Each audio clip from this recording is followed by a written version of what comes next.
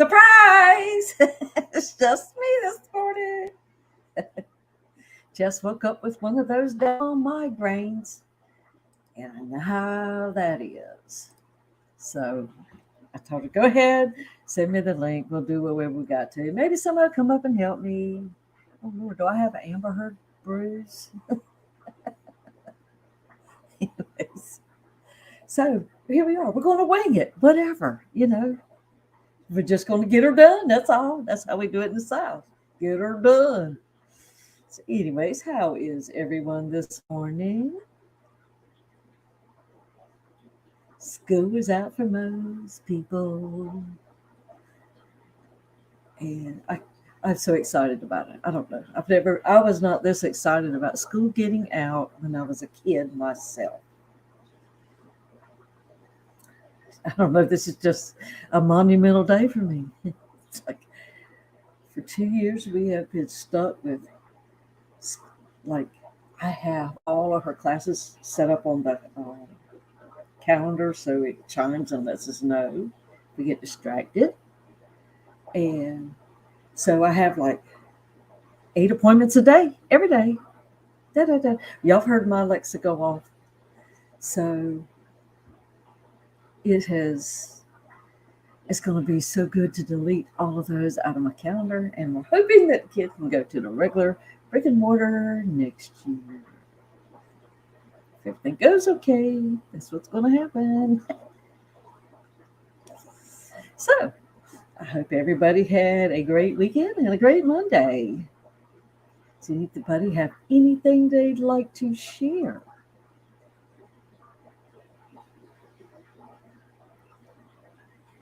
See, now, I know times have really changed for me. It used to be that diamonds were a girl's best friend, but now these are this girl's best friend. Yeah, stupid, ain't it? But look what I did yesterday during Wet Your Plants. Ta-da! I changed it all. I took all that giant valve out and I moved it all down to the 125 because it was covering up so many of the plants in here. I felt like they were going to end up dying because they couldn't get any light. So I pulled it all out, but this one little piece right here, this curly, I don't know what kind it is. It was something Stephen P. sent me. But I just think it's so interesting, all the little ripples and bubbles in it, the curlies. So I kept that one just because. And I had it orientated wrong anyways because my returned back to the canisters down there, so it always wanted to pull it that way. Well, I had it hoping to grow this way, so it was having to fight the system. Plus, I have a power head brushing things back that way too to run the CO2 that way a little bit longer. So I was working against myself, and it's like, you know what? I'm doing this all wrong. So I ripped up stuff, and I have that red, I don't remember the name of the stuff. It's got all the dust with it. So when you pulled up all those plants, everything was like red clay in here. So I had to add my little make-believe, this is going to fix my tank bottle down here on a power head, clear all that red stuff out. So you'd be able to see sooner than later. But I'm okay with it. I think it looks just as good without all the valve. Just don't have as many plants yet because I cut so many out making trimmings, and I have planted all my other tanks, and I sent a few out. But I think once these fill in, it'll be kind of fun. And we learned a little bit about tank maintenance, the plant maintenance. So I'm starting to learn. And hopefully I'm going to actually learn how to really scape a tank.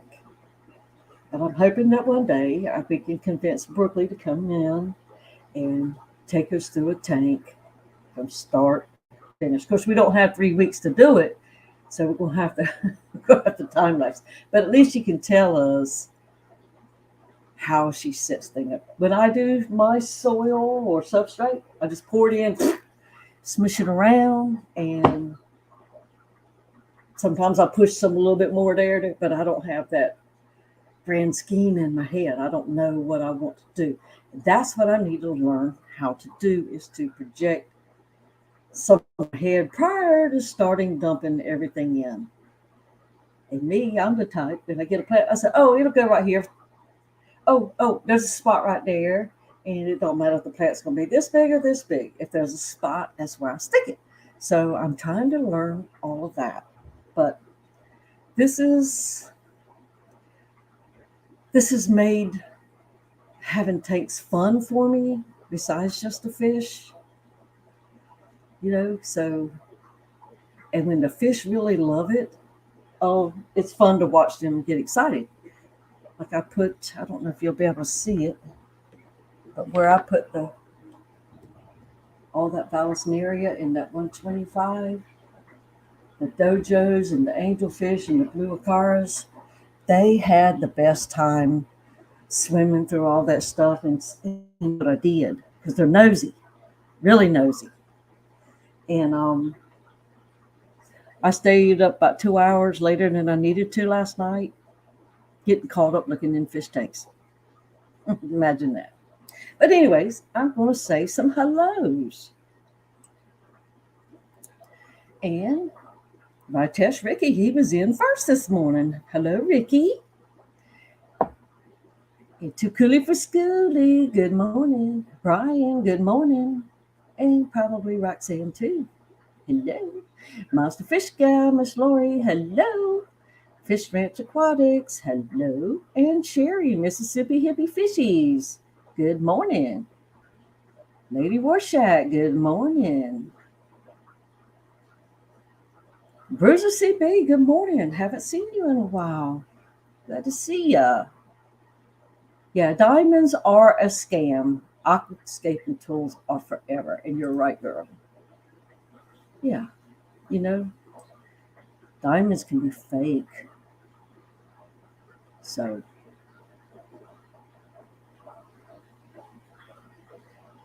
where am I stashing the plant I gave you? Which plant in particular, Paul? Because you gave me like a million Java ferns.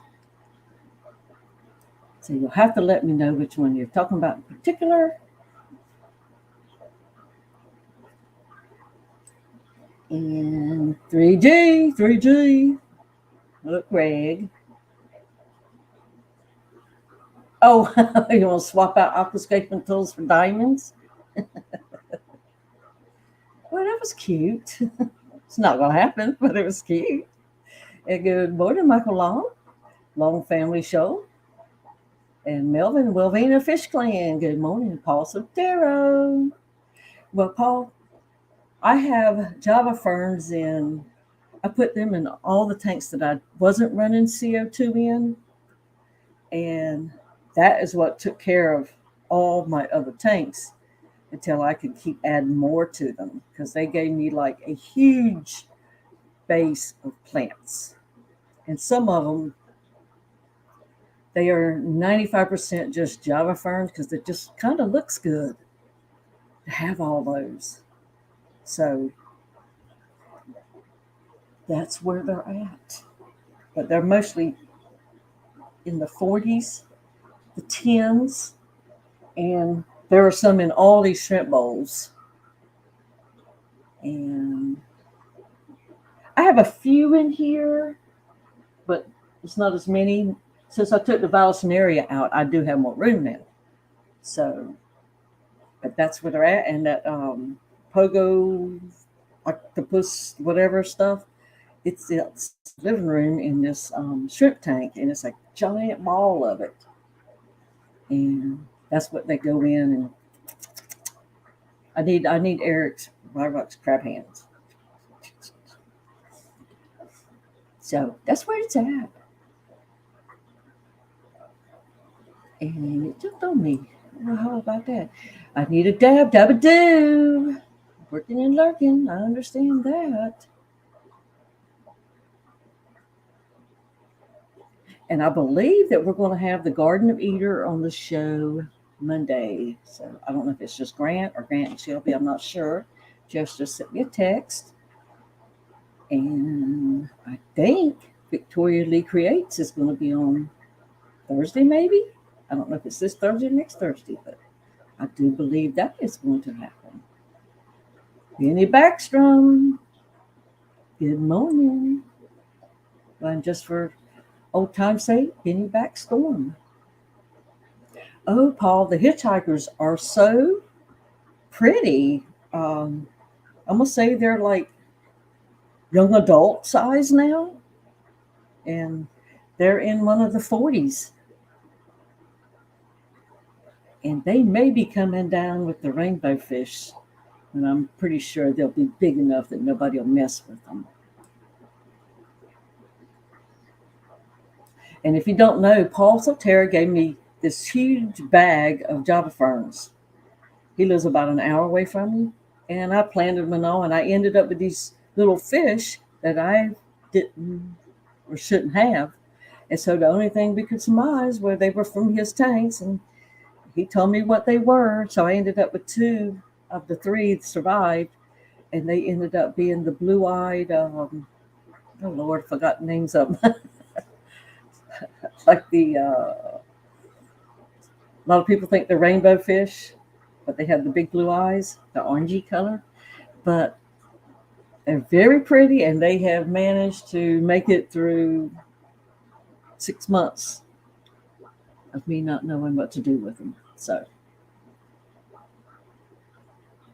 and Miss Lori has posted the short, and if you're new here, which I haven't seen any new names, but if we have some lurkers, go in and click on that link and type the words, I love watching the Aquatic Morning Show, and that will enter you in for a chance for the Friday fish race to win a keychain.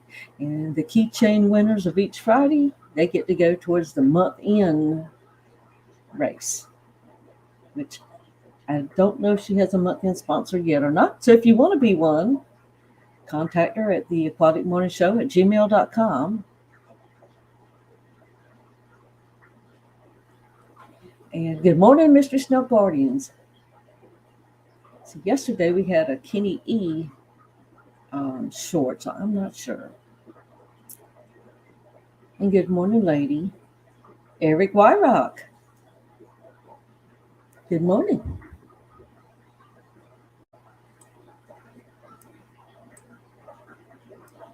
Okay. And I'm caught up at the bottom of the chat. So now, what shall we do next? Because I'm not prepared. Y'all know that. So is there anything anybody'd like to talk about?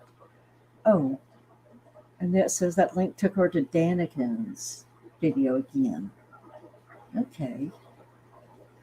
Now, Miss Laura will work on it. That's for sure.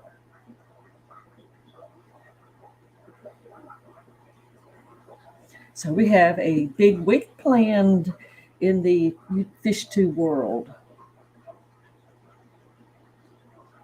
We have Focus on the Night. Wonder who is Rico's guest. Does anyone know? So I haven't seen who it is. And of course,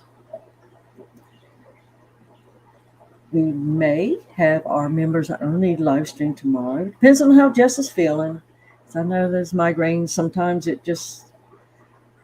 day after is just as bad as the day of, other than less pain. It's just that you're physically wiped out, and there just isn't a whole lot that you can do.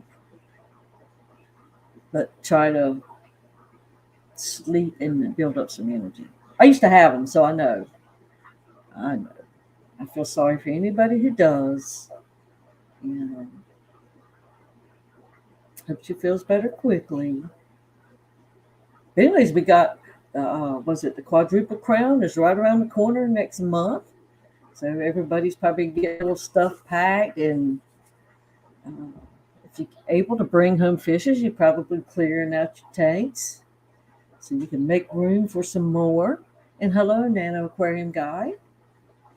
So I won't be able to go, but there's always another time, another day. And if it's meant to be, it's meant to be. If it's not, it's not. So my trip this year is going to be the Clash because I did miss out on Shallow, Florida. But that's just how it goes. So would love to have done it. But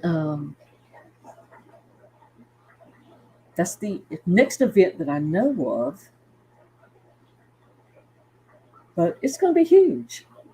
And I hope that a lot of you get some cool stuff so you can share with us. And even if you're not a live streamer or whatever, make you a compilation video and send it to Jess, and she'll play it on the morning show for you, maybe. That would be interesting to see these events in somebody else's eyes as well. So, and besides, with lots of people out there, you see things in so many more perspectives. Like maybe you focus on something over here where that person would just walk completely by that booth. So it'd be fun. And I know there's going to be some tours and once in a lifetime things for a lot of people. But it'll be fun. And sorry I'm going to miss it. I believe you're going to see almost everybody. More folks will be at that one collectively than I think any other event, just because of proximity and 4 different events as opposed to just one.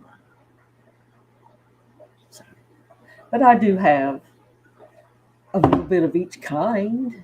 I do not have discus, but I do have angelfish. I have electric blue cars. I have one mean killer crabensis. Let's see, cichlid wise. Oh, I have some orange flash pistogrammas.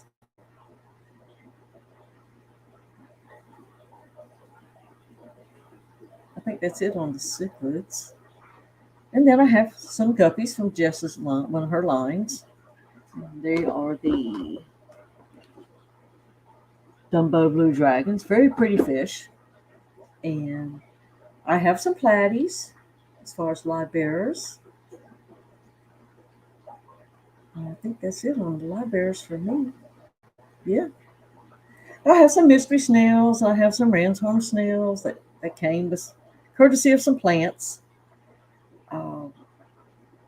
Of course, everybody has pond snails. And then I also have some golden Dojo Loaches. I have some little black neon tetras. I have the little head and tail like glow tetras. I have the scissor tails. And I have another tetra with a black spot on it.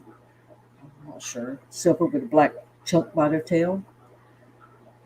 Of course, I have a few bettas, some females and some males. And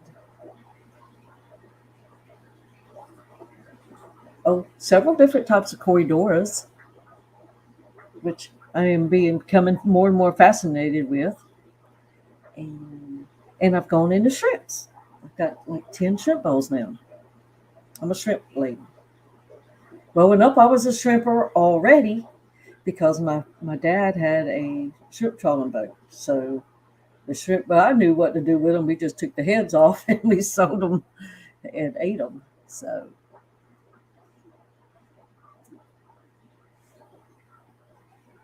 that's what we did. And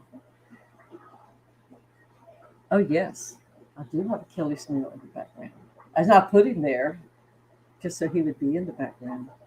She did a really good job. Look at his little eyeballs.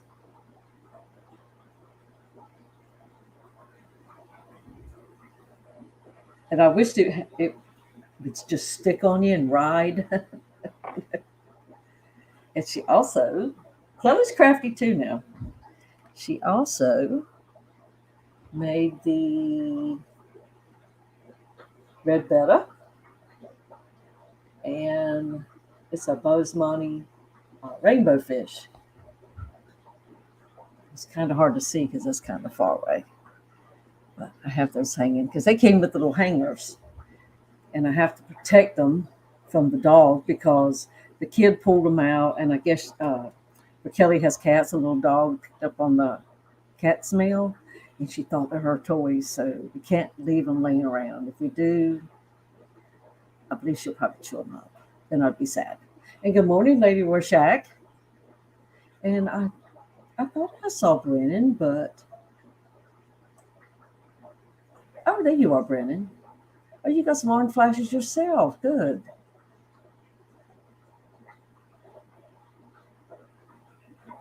They're very cool. Thank you, Lady Warshak. Oh, I've also got some pygmy koi. I have some dwarf emerald rasboris, and I have some CPDs, and they're in like the shrimp tanks because they're so little. And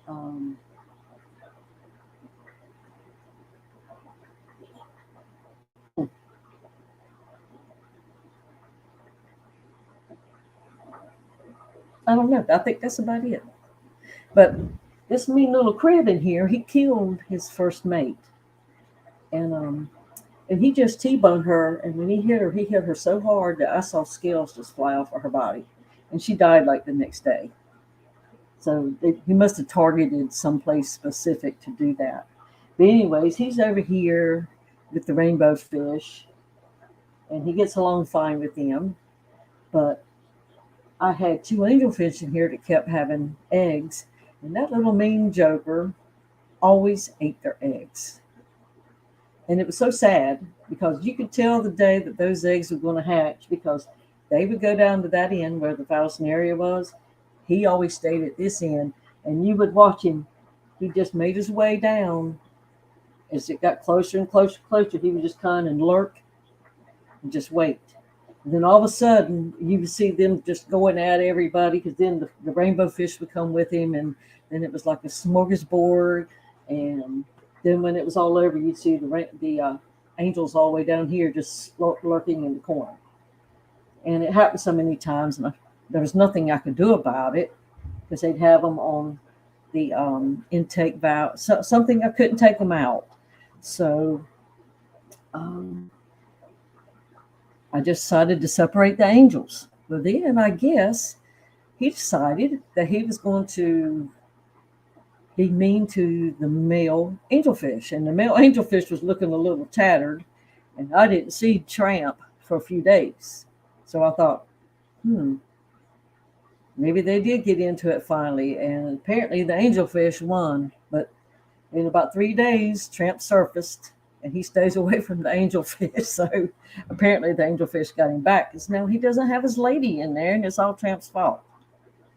So, and I guess Tramp was just mad because his lady got taken away from him because you know what crebensis do.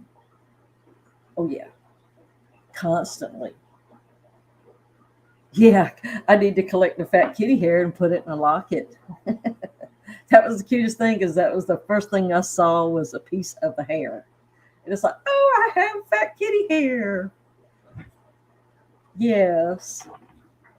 Yeah, so we have lots of crafty people in this little kingdom of ours. You just never know who's going to know what. But y'all see the Amber Heard bruise? So I put my makeup on this morning, so maybe, or maybe it just might be the light because I didn't turn my little light on. But that's just how it is to fake a bruise. Vicky, you're back. Well, that's good. So, Jess did. Hi, Victoria. Jess did send me a little news article. Let me see if I can pull that up. and share it. I can find it. I did all this work saving it. Now, what did I save it as?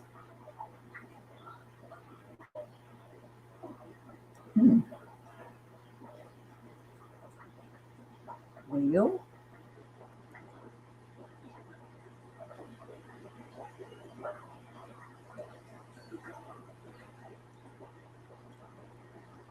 put it in her Tams folder. It's got to be right here.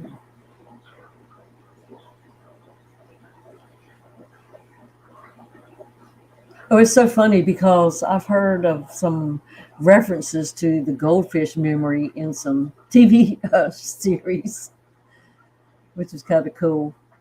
They were saying like they had like 15-second memories, banks. It's like, I don't believe that because they know who feeds them.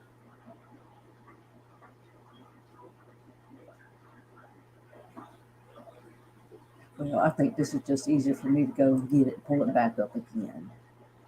Because apparently it is hiding in the title.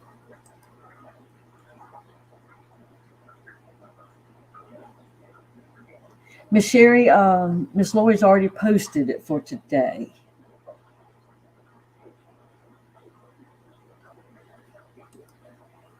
Which I got to remember to go back in there and click on it myself. Okay, we're going to try to share this.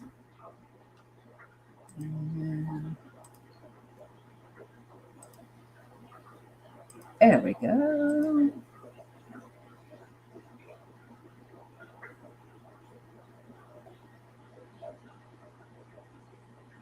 I don't know if you can see that or not. Let me pull up my phone so I can see if you can see. That's the one thing I don't like about being by yourself. You don't know what you can and can't see.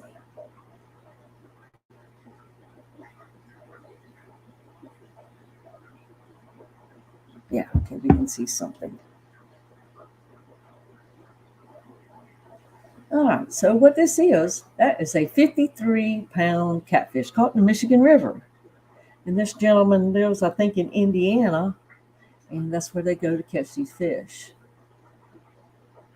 Now, I would think that there have been bigger ones based on noodling things, but maybe not in the Michigan River, because it seems like some of those that did the noodling with their arms, they pull out some monsters.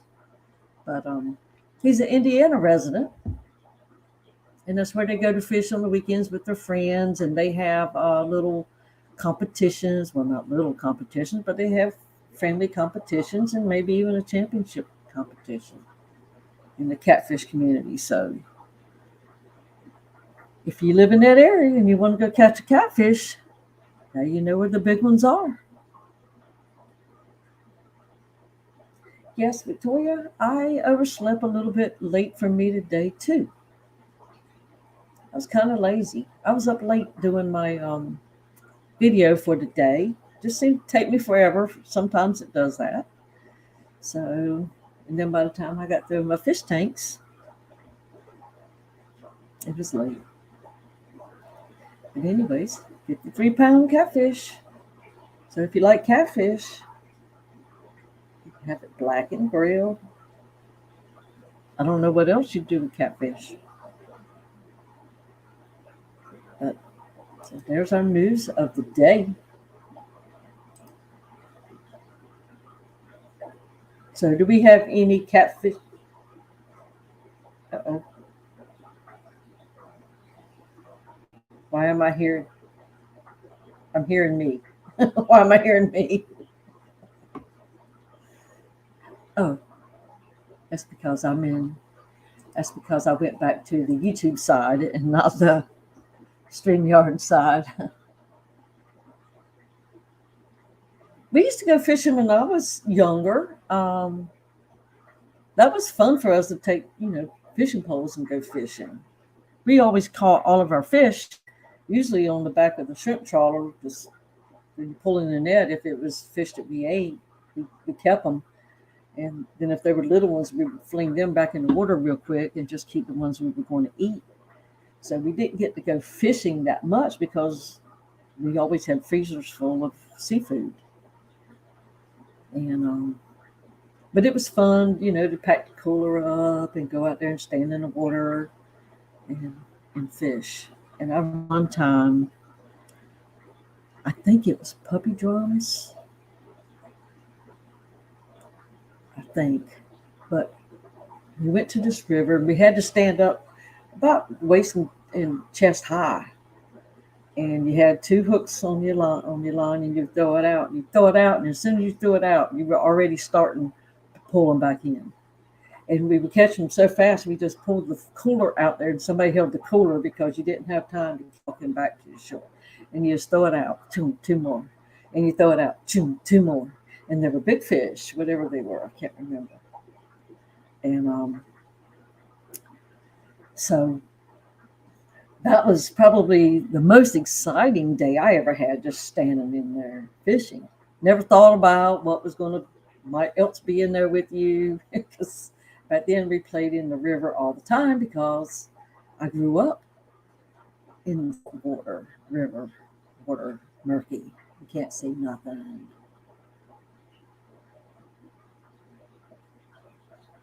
Pebbly, I do. I hadn't thought about that. I was going to paint them all black. That might be a good idea. My idea was to wrap them all with the flooring wood. That was my intention when I started these things. And then, you start filling up tanks. You know what happens. You just run out of room. And good morning, Aquarium Adventures. How are you doing this morning? With your little sing-song voice.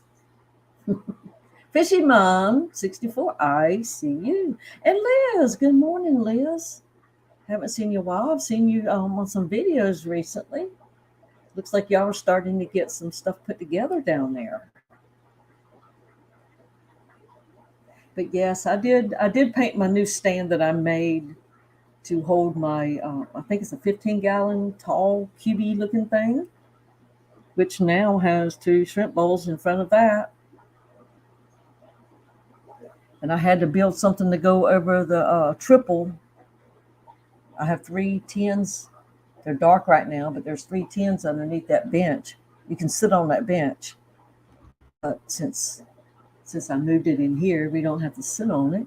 I do stand on it to clean out the 90, and the 55, and now that 15. But you just flip that lid back, and you have the 3 tins underneath. But I needed room for that 15 because I wanted one of those square things. And it's like, yeah, I want it right in front of the window. And now it's full of green water. So now I'm having to get rid of some of the green water because I couldn't see the fish. But gave me a room to put 3 more tanks. And I can still get out the windows if I need to. So, because you can't block your windows. You never know. And you might have to crawl your honey out of one of them. Luckily, this is real wood. I've never had to crawl out of a window because of fire or anything. But it's nice to know that you can if you need to. And fishing in freedom. Only been here once before, wanting to build my first native tank. So I've been watching a lot of these tank channels. Lots of good info.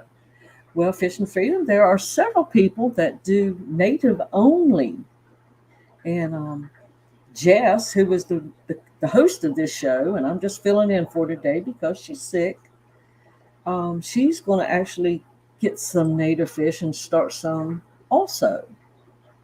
But there's a couple of channels that I can recommend that I know of. One of them is Cold Water Aquatics with Brandon and Ness. Another one is ABC Biotope. They have native fish. And I don't know if ABC is only native, but I do know that Cold Water Aquatics is. So, and their takes are fabulous.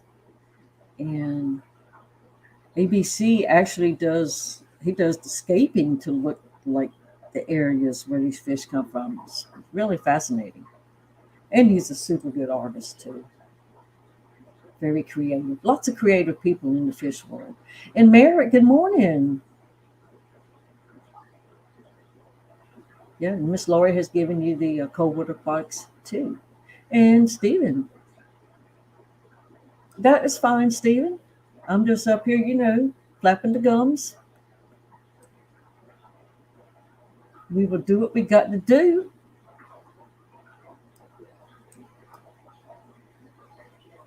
Yes. And come back anytime. And hey,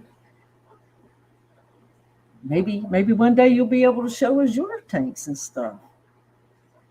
So, because we all like to help each other build and grow. That's the whole thing about this community. The Suda McGill, that's what they're called, Paul. Yes, I did answer it, but maybe you were getting you some coffee or something. The Suda McGills are doing fabulous. They're beautiful. And like I said, they look like they're not teenagers anymore. They look like they're young adults. But yes, they're in one of the 40s, and they're very pretty fish. Certainly worth getting more of those kind. So, and like I said, I may be bringing them down to the rainbow tank next time I do some fish moving. I am also going to be getting some new fish. Brooklyn is going to be sending me her Dojo Loaches. So I have 3, and they really need room to. They're pretty fast, and they swim hard, and they bang into stuff, and they tear up too. They do tear up, but I bought this 125 just for my Dojo Loaches because I thought they were going to break their necks slamming into the glass when I had them in the 90 and the 55. I thought the 90 would be big enough, but they need that long thing. So they will eventually end up with my Dojo Loaches, and they should have fun. And the Dojo Loaches have some stem plants that have rooted either by them or maybe I just didn't plant them good enough, but they go in there and they just stick inside. And they hang in the trees. And I do have a little short, like Dojo's hanging in the trees or something stupid, but this is new for them. They'll just be hanging with their tail hanging out or the head hanging out upside down, whatever, and then they get startled and you see the biggest water splash.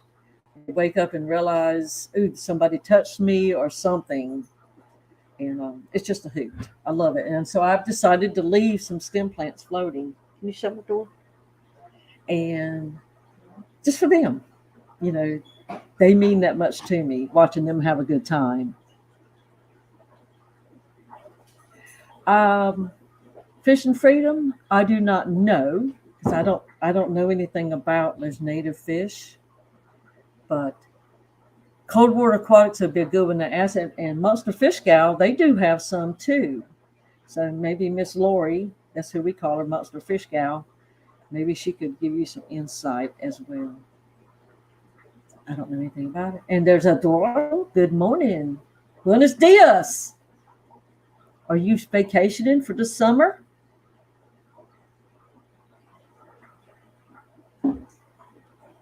If so, I know you're excited.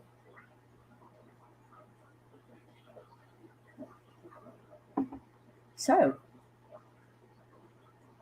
that is that tank. And I have 3 female electric little cars. And there's 2 of them that I had males too, and they kept all having babies. So I separated. I got the 3 females over here, or what I thought was 3 females. I have a male in a tank and another male in a tank because the 2 males don't get along. So, but I had eggs, and it's like, well, gosh, how did I miss it? So me and Eduardo talked for 2 hours, and he thought maybe one of them was a male, and I did too.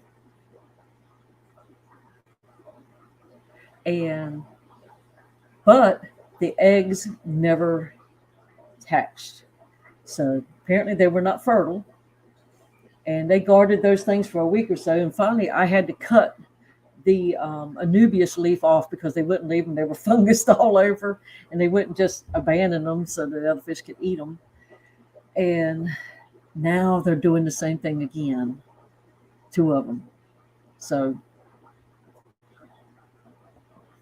apparently I'm going to have some more unusable fish eggs. Because I do have like 8 of my electric blue car babies left over from another batch. And I call them the kids. They're so cute. They're like teenagers now. And I really don't want to get rid of them, but I know I can't have 13 or 14 electric blue car around here. And eventually they will get big enough to eat what's in the tank with them. So I got to take them out eventually. But I have an LFS about an hour away from me, and I just like to give her my fish to help her out. So when I have something like that, extras, plants or whatever, I'll carry them her way. And one day I had carried some frog bit because she had sold me the only batch she had. And said, when you get some more, bring me some back. So I carried her a batch back. And while they just had them sitting off to the side, this lady was buying some fish. She said, I want some of those plants that lady bought. And they were really pretty frog bit. They were, they would just come out really fresh and crisp, and they just looked really good.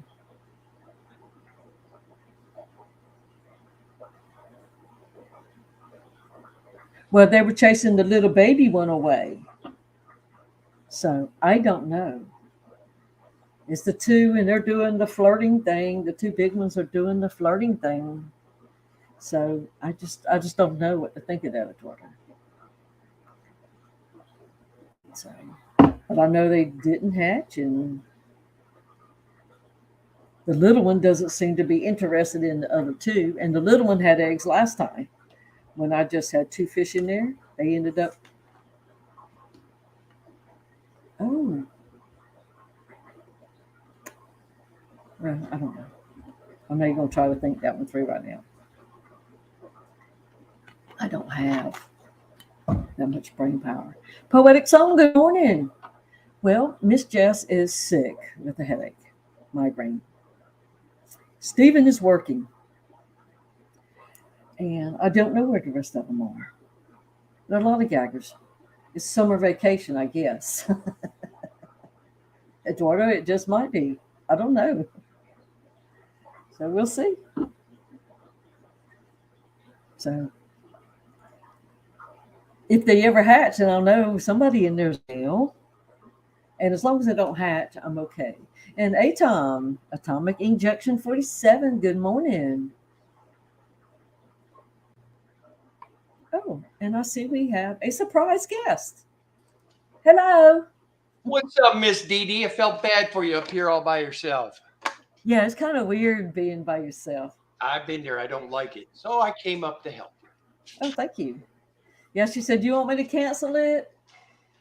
And I just said, nah, just go ahead and let it run. If I have to shut it down, early, I will. No, Paul Satero, I do not have any juvenile cribs. I have no more crib babies because we have bachelor pads and lady pads. So no more mixing. None.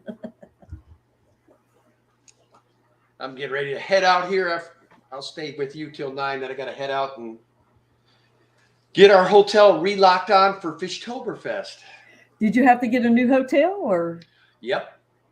They're doing complete reconstruction. So I'm heading over to the Sheraton. It's directly across the street. It's the same area. So at least it'll be by the airport. And I told Embassy Suites there's a chance we'll never come back because I don't like the way this all went down. They waited until three months out. So yeah, and you have a contract and everything. Yep. Don't make sense. No. Well, I saw you were out wining and dining last night. Yeah, we had a ball. Miss Shanna came over. She helped me with she knew I had a few orders to get through, so she was bored. She came over and helped me get all my orders out, and then we went to dinner and whatnot, and we had a good time. She stayed from like 10:30 till about 7:30 last night. So see, it's so funny for me because The other night it had been dark like 4 hours in my went through my window, and Annette was on and could show her window, and it's still daylight. And I'd been in the dark for almost 4 hours at that point. Yeah. So it's like, oh my God. Now, today's one of the days it's nice to be here. It's going to be 79 degrees. Just perfect. You'll be able to see every mountain. It's going to be a good day today. Oh, last night I went out in the yard about midnight, and it was like, you know how like when summer's over and the fall Christmas at night, crispiness at night is. It was like that last night. It's like, oh my gosh, if it wasn't so much work, I would have gone in the house and raised up all the windows and turned the air conditioner off. You know, just to have that cool, fresh air. It would have been a perfect night to have been in a tent or a hammock or somewhere sleeping outside. Perfect. It always makes for a nice night. Mm-hmm. Good morning to everybody in chat. I see everybody saying hello. Good morning, good morning, good morning. Yeah, we have a star in here now. Yeah, right. You're a bigger star than I am. Yeah, not. But I did wear my fishfam.link t-shirt. I wore my shrimp pimp one today. Shrimp pimp? Mama, Mr. Shrimp Pimp. He's got sunglasses on. He's a cool dude. Oh, by all means, anybody that wears sunglasses in the daytime has got to be cool. Or high. Whichever one. I was thinking about going up north. There's a couple pet stores I wanted to hit up there, but then I forgot about this Fishtober thing. So I'm going to do that today, and maybe tomorrow I'll head up north. Maybe I'll snap. What do you think you'd be going to the pet stores to look at? Whatever. It's just something to do. I'm tired of being in this house this week. I hear you. Being home is fun the first week or so. After that, you start climbing the walls. Yeah, this is starting week number 5. Yeah. I go in a week from tomorrow for the next appointment. They'll tell me that's something else I got to go in. My elbow's got some weird stuff draining into it. It's like my elbow's this big around now. So I've got to go and probably figure out what's going on there too. Mr. Rocco, why are you there and why am I up here, mister? Hey, good morning, Miss Susan. That's right. You never know when I'm going to go outside, Victoria. Guess I used to have a swimming pool in my old house, and it would be nothing for me to go out and take a dip at 2 a.m. Just go out there and get completely wet. It's back when I was having hot flashes. So you go out there and get completely wet, get completely cool all at one time, then you could go back in and go back to sleep. Rocco's got PT today. So now that stuff draining in the elbow, you haven't been spraying any WD-40 on there, have you? No, I haven't. I had a friend a long time ago. He swore by WD-40 on his knees.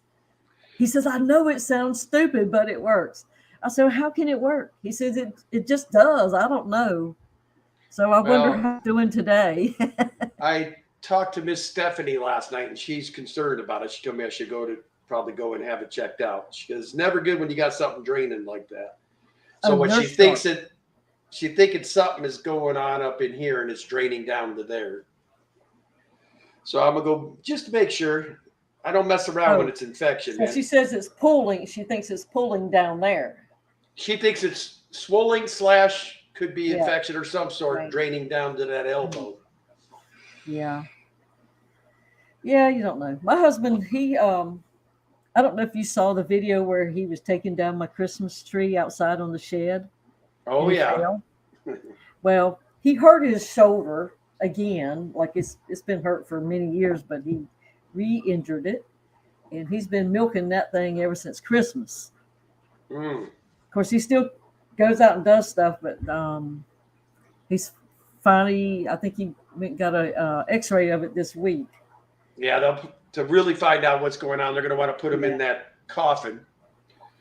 Yeah, so, you can think, oh, it's just a sore muscle or it's this, it's that, but if it don't heal up after a while, you wait too long, you can't do anything about it. Now, what I did, you'll know you did something. I mean, there was no moving it. I mean, I ripped the bicep muscle right off the bone. I mean, you know when you do. If you feel it, trust me. Yeah, that was sure smart. The only thing I've ever done, I broke one of my wrists. Fishymon's asking you if you're going skinny dipping. Well, yes, I was skinny dipping back then, Fisherman. It's 2:00 in the morning. You're in your fenced-in backyard, so unless there was a peeper peeping through the cracks, you were all out there by yourself. Hey, good morning, Kelly. She didn't come in hot today, so No, Kelly? She came in fishy today. Yeah, normally she comes in hot. And look at Kelly. I did some massive aquarium plant maintenance. And I was telling them earlier, diamonds are not my new best friend. These are my best friend now. I really worked those things yesterday. The coolest thing, though, because I've had a devil of a time growing Vallisneria, that when I went to pull some up, they were strings, runners. It's like, oh my God, I've got babies, And I knew they had to be multiplying because it seemed like they were getting further and further down. But, until you actually pull some up and see them attached, you just don't realize. I'm telling you, I've been selling Val like crazy. It still don't even look like I've put a dent in those 2 tanks that has it. Danny let it go too long. I mean, it looked like an Amazon jungle in there, man. Well, I love that look. Well, my fish, the guppies lines plants that were in there are sure loving life that they can swim now. I mean, I've got to clear where they got a section they can finally swim. That's what I felt bad for. I mean, the guppies were literally having to turn sideways to move. And I mean, the shrimp didn't mind. I mean, I'm sure the shrimp loved it, but. Kenny, your stuff is on Get Gills, right? No. Matter of fact, I told Johnny, he texted everybody yesterday, if you haven't been active, let us know. And I told him, just take mine down. I haven't put a fish on there. And Dan signed me up when I was on that fish, fish fam tour. And I have yet to put anything on there. I mean, it's so hard to get Danny. All I did was a video on YouTube letting them know what was available. And okay. People emailed me what they wanted, and that's the way I did it. We're going to get our website up here pretty quick. We've got a bunch of stuff happening. But again, Danny and I were still probably more so hobbyists than trying to do this for a business. But it is nice occasionally. Throw a video up. What we need to clear out, we'll clear out. And I mean, I was shocked. I mean, from the time she told me I got the okay to sell, and it was less than 3 minutes. I had a video and I put it out there. I'm like, oh, you're saying yes? I'm out there. No, you got to do it before she changes her mind. Oh, yeah. I mean, I sold just about got everything. The shrimp are under control now. So I've got the yellows, oranges, and jades all back down. I still got some Bloody Marys that we can let loose of. And then put a pretty good dent in a lot of the guppy lines. Because I don't like it to where they start, because if you let too many go, next thing you know, you got crashing because there's too many in there. So it's either get them to the pet stores or offer them to the fish fam. And that's what I did, offer them to fish fam.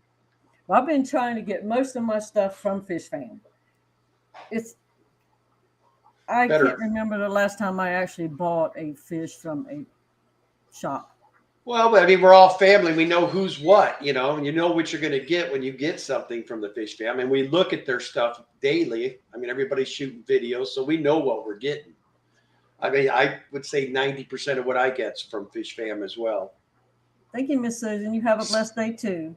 Speaking of which, I'm going to be having axolotl here in the next few days. I can't wait. Yeah, I would be so scared.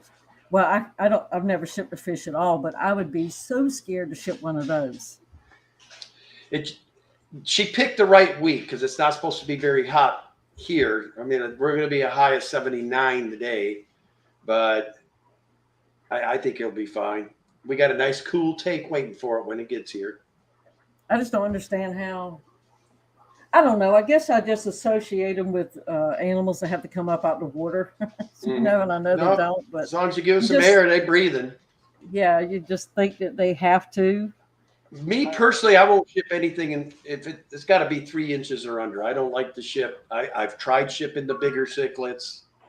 Uh-huh. I mean, you have a 50-50 shot at best when you're shipping the giant cichlids. Well, I know a lot of people have problems with angelfish. Yeah, it's because they're so prickly. They like to poke through the bag. And it don't take long for them to grow this way. So Well, a lot of times they have to float sideways, don't they, in a bag, the way people ship them. The only way I will ship, the way you have to do the angels, because they are so prickly, is I'll take half the bag, and from that halfway point down, I tape it all the way, both sides. Then I tape the end so they're up, so it makes a nice little bowl. But by putting that tape, it reinforces that bag so they can't get their fin through it. And then I'll put my second bag. It works. It works good. It makes it so they at least can't stick their fins through there. Don't look the prettiest when they get it on the other end, but at least they get there. 3G with his degenerate fish keeper references. 3 knuckles, no more. Chris, how good morning. Yeah, that's how degenerate fish keeper measures stuff in his fish room. How many knuckles deep? Oh man. Which we haven't heard who the winner of the Pack a Bowl was yet, because he said it's really hard to judge that, and I'm sure it would be really hard. Well, I mean, you know how hard everybody worked on it. I would hate to do it because of the disappointment that you're going to give a few that didn't win, you know.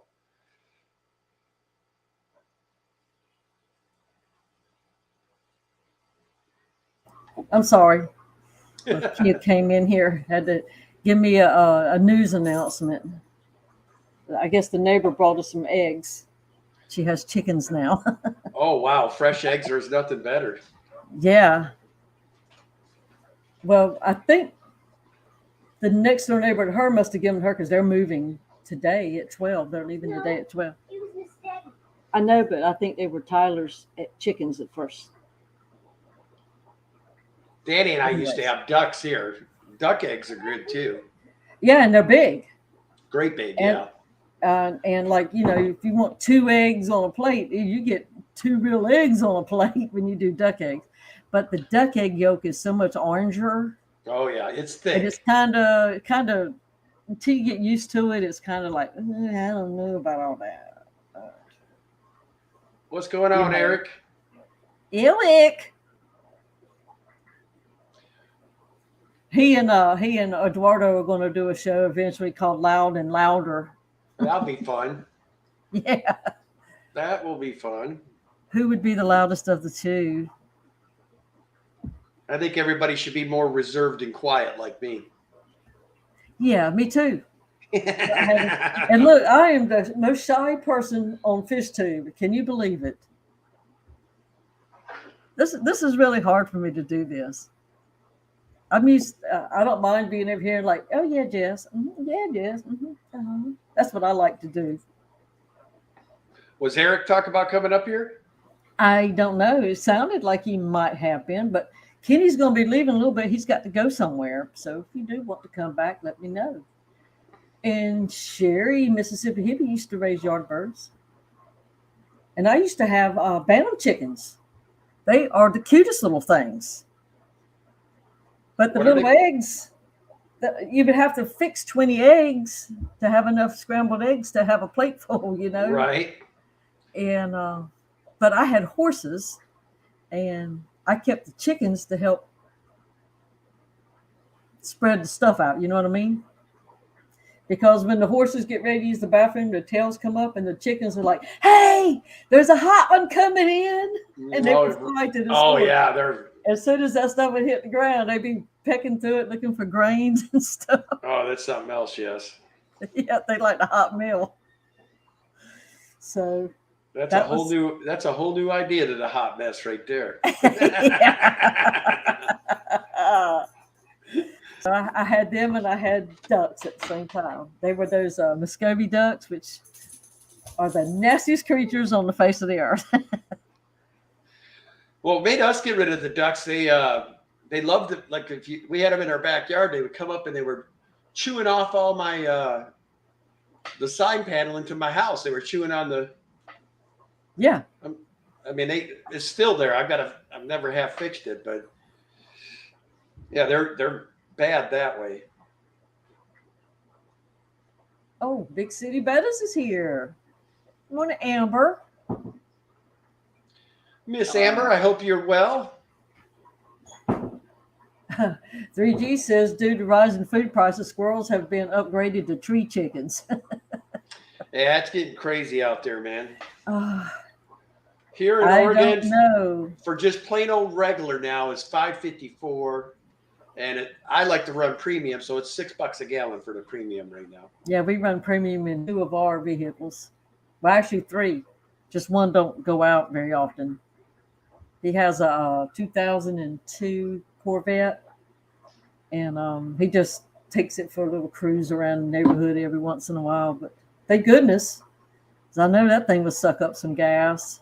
Well, like tomorrow, if I go to Seattle, I mean, I've been using, it's pretty bad. I'm using a GT Mustang as the gas saver. I'm like, good Lord, we need, but I did order Danny that full electric little Aspera car. We got upgraded. Now we're out of 2024. They're saying we'll somewhere between September of 23 or early January of 24. So I moved up a whole 6 months now. So that's good. Oh, you had to order it? Oh, yeah. Oh, yeah. When we ordered when did I order that thing? November, I think. And at that time, they had a 2-year wait list. But it's a little cool little electric car that will get a 1,000-mile range. And it, and then it also has solar. Danielle, it is an electric car that has solar charging. It's an electric car. Who's in the car business? God almighty. It's a solar car. It's not electric. It is electric. So does it charge itself as it's going? It charges if you have sunny days up to 40-mile range per day, it charges. So okay. For like Danny's case, if she was to start back to work, literally all she'd be using as far as energy is the power that it produces from the sun. Because she has about a 21-mile drive. So she'll use 2 miles of the actual power. And then that's per hour it's charging 40 per hour. So as the day progresses, obviously, if you have a good sunny day, it'll give you about 500-mile range by the time the day's up. So effectively, say all you had was the solar, you'd already run out of the other and you weren't able to charge. You could drive for like 40 miles, stop somewhere, go in, eat, whatever, let the sun beat down on it, go for another 40 miles, stop and go shop, get where you need to go. But like I said, do you worry about the charging stations being in places? Do you worry about that? Well, where we live, Oregon, Washington, and California have been on this electric car kick for a while. So we have charging stations all over the place. See, I don't even see them around here. Now, it might not be that I just haven't looked for them. Now, I'll give you all a tip. If you have property that's not being used and you're in a city suburb or close to the city and you got enough room to put about 30 of those charger stations, I'm telling you, it's the way for the future. And the guys that get on that program, I think, are going to make some money. Oh, so the ones that like if you got like a parking lot or you got a half-acre lot in the middle of town, fill that thing, blacktop that sucker, put in about 30, 40 of those charging stations because it's going to be just like gasoline. You put your card in and they'll charge it for the electric you use that day. I mean, it's going to add up. So do you have to pay to charge how do you do that? Yeah, when you see those charging stations around town, they usually want, $5 to $10, depending on how long you plan to charge. Like from zero to full charge is probably going to cost you about $10. Wow. Okay. So you have to have. But you don't have to use those because they give you the stuff from the factory. You plug it into your wall here, you put it in a charging station. That's like an emergency, like you're going across country or. Yeah, if you're traveling, you're going to have to, just like you'd pay for gas. Like Ford has a network. If you bought a Ford Lightning or you bought a Mach-E or you bought all these other electrics they've come out with, you are allowed to pull into a Ford dealer that has charging stations and charge it there. It's part of your service as buying from them. They allow you to charge at their facility if you need to. So let's say Now, you're are in a they jam. open at night? Where if you were traveling at night, would they have a space? Most dealerships in the service area are open. So if they have, and most of them put them in the general parking area, like if you have to drop off at night or whatever. So you would probably be able to do that. Wow. Oh, so the little fellows down the street could run use their energy instead of I do plan down the road to go electric truck, but I won't even mess with it till they can, get 800-mile range. At least because I like to, hop in the truck and take long trips once in a while, and I want to be able to. I don't want to be limited by how many miles per day I can go. I want to be able to go as long as I want to go. And yes, absolutely. And plus, you get on some of these interstates, it's a long ways from one place to the next. Good morning, Debbie Holding. Now we had I guess a snow backup, maybe some accidents in between the snow and all up around DC. And there was major problems because, now this is what they're saying, they didn't put it on the news, but a lot of the electric cars ran out of power because they were stuck in traffic so long. And then they couldn't start their cars up when it cleared eventually. So now their cars are stuck in the road too, creating more problems. And I guess there was right many of them in that area. So that's a scary thing too. well, that's the thing people have to understand too, that, when they're putting these, like they're saying the new F-150 Lightning will give you a 400-mile range. Well, that 400 they're figuring is without the AC, radio, all the extra gadgets working, your heated seats. That's assuming you have all that off. Yeah, it'll go 400 miles. But the minute you put that radio and all that extra stuff on, that's drawing current. I mean, that's stuff that's being used. Right. And that range will go. Yeah, there was people with kids that their power ran out. So other people were like, come over here and get in my car, and and they were helping each other out the best they could. I think what you'll see coming down the road here pretty quick is they will have battery packs and whatnot for people when they're put in that situation where they can probably have a long cord, throw it in the back seat, plug it into your car, get you another 40, 50 miles to get you to a charge station is probably what they'll come out with. Yeah. Every time something new comes out, somebody figures out a way to make money on it, You remember back in the day, always people carried a gallon of gas behind the seat of their truck or right. the bed or something, just in case they ran. You didn't have those little special lights that come up and say, you better find some gas now. You got 20 miles to go. That's Danny, man. She waits to the last minute. So Kelly says her boyfriend just got a shiny new hybrid BMW. Yeah. Hybrids are good.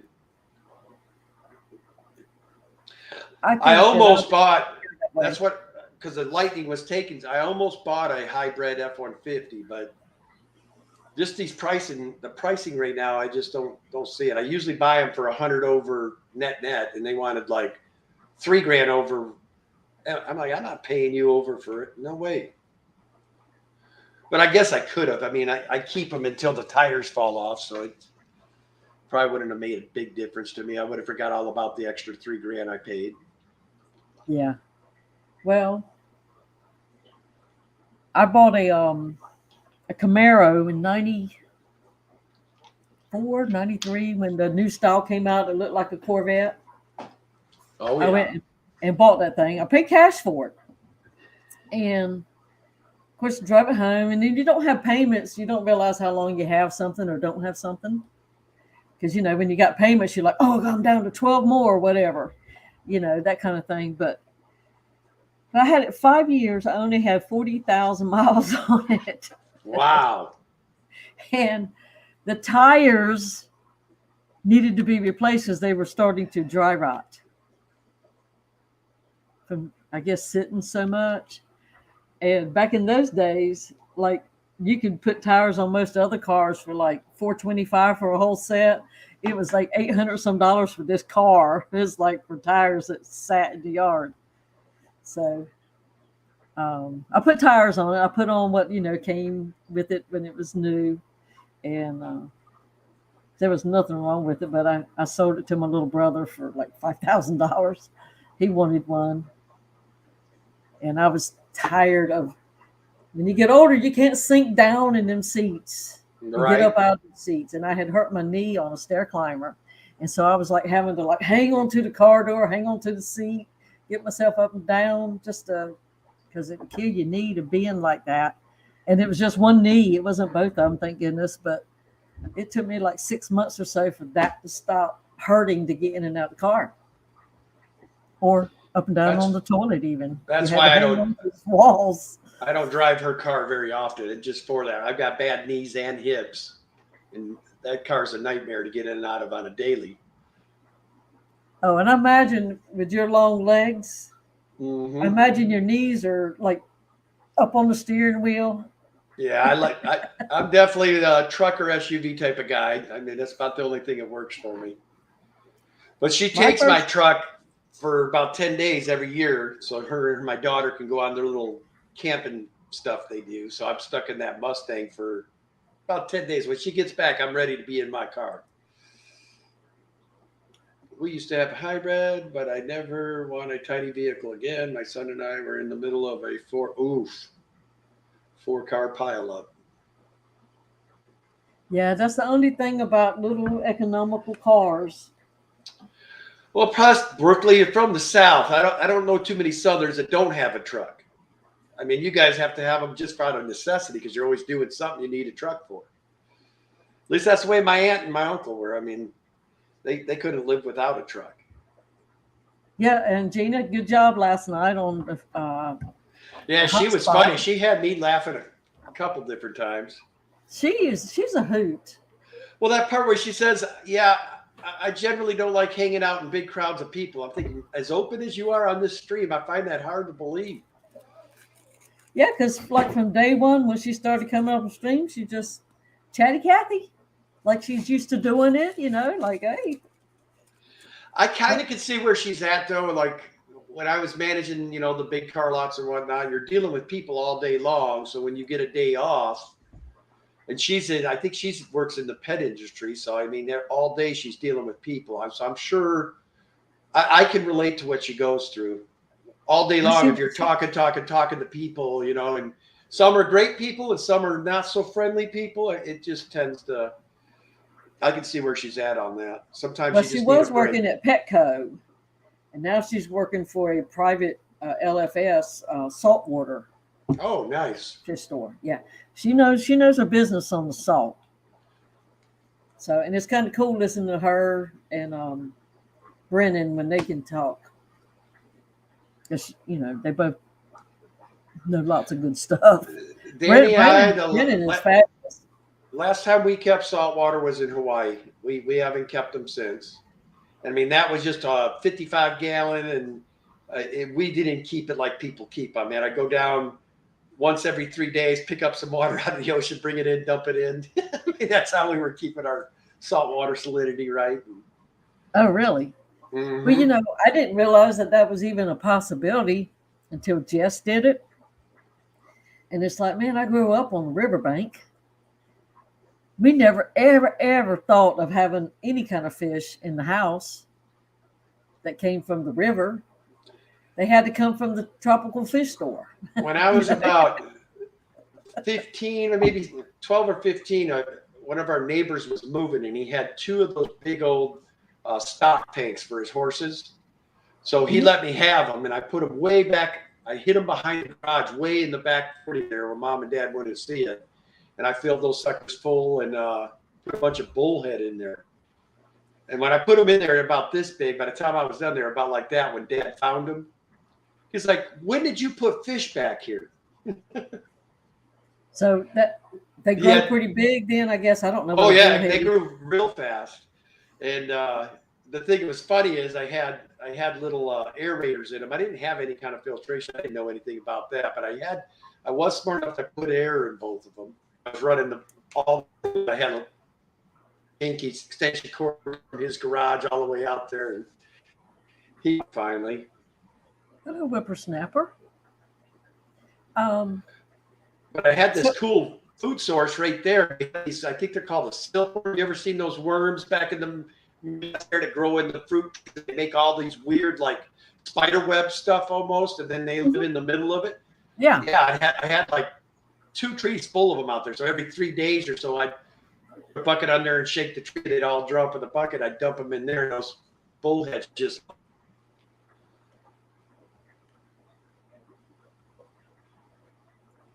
Is that my internet or is that yours?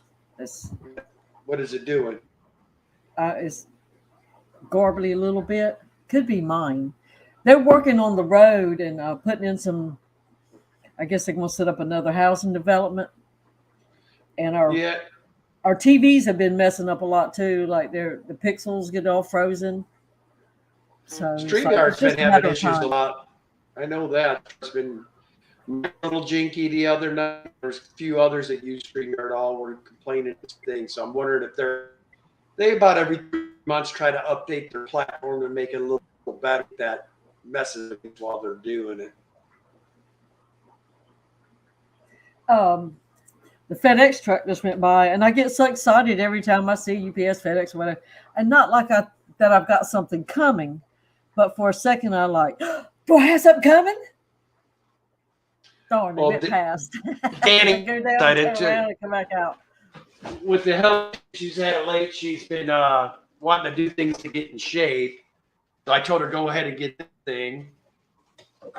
These things, these little virtual reality where you do different games and whatnot to exercise. Yeah. So she got that now. She told me, I'm like, I ain't trying this. Unless you got a fishy game or something. There's a fishy game on it? Oh, I'll play then.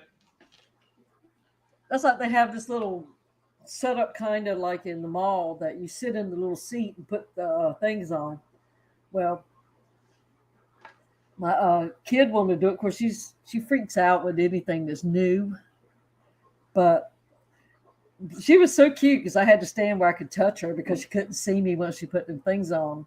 And she was like, she was reaching for stuff. It was just keep watching her. I was like, oh my God, because some other little kid was riding with her. So I first woke up, I was thinking about going up, snatching him up and go to a couple pets that way, but I think I'll put that until tomorrow. I like the road by now if I'm going to go up there. It's 3 hours each way. Oh, to the pet store? 3 hours to get from where I'm at, yeah. Oh, was that the one where Jason's at? By Jason and Aquarium Cop and Aquarium Zen. And there's Denny's and there's I want to go see Denny. I keep wanting to get him at the AG 3 years ago. I'd like to go see his story. Still haven't stopped to see his story yet. Wow. You know. But I've got a daughter we that's don't up have there. stores like that here. We don't have them. Well, the wet spot right here in town.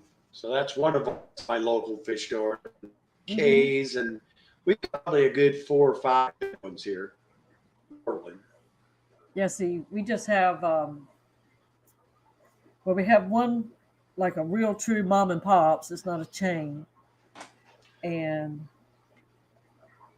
it's like,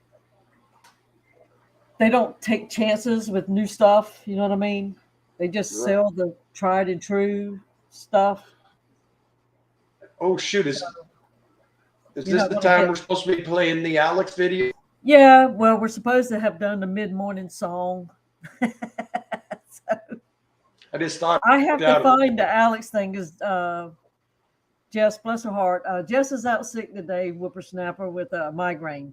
But she told me what time, but she didn't tell me what episode. So I don't know what episode because she sent me 4 episodes. So. Well, Alex is here. I can tell you. Yeah, Alex, if you know what episode she ended on, if you'll let me know if it's 88 or 89. No, yesterday he did 89, so if it's 90 today. Well, she only plays part of one. Yeah, yesterday's episode 89, I believe. I heard 89. Because I know it's at 11 minutes into 88 or 89, whichever one he stopped at. So, okay. I don't play games on those things. My last games that I really played was Nintendo. Mario Brothers with the little gray console, little plastic gray thing. And then when they went to Super Mario, boy, I thought that was the bomb diggity, and that was it. That was in the 80s, last time I really played. Well, Brooklyn Bell, I learned how to play Madden. Your boys butt some Madden every day. Yeah, they like to play that stuff. And I guess, maybe one day when Butterfly gets to the point that she wants to play, I'll have to learn. But anyways, we will take a minute and play the members only song. Here you go.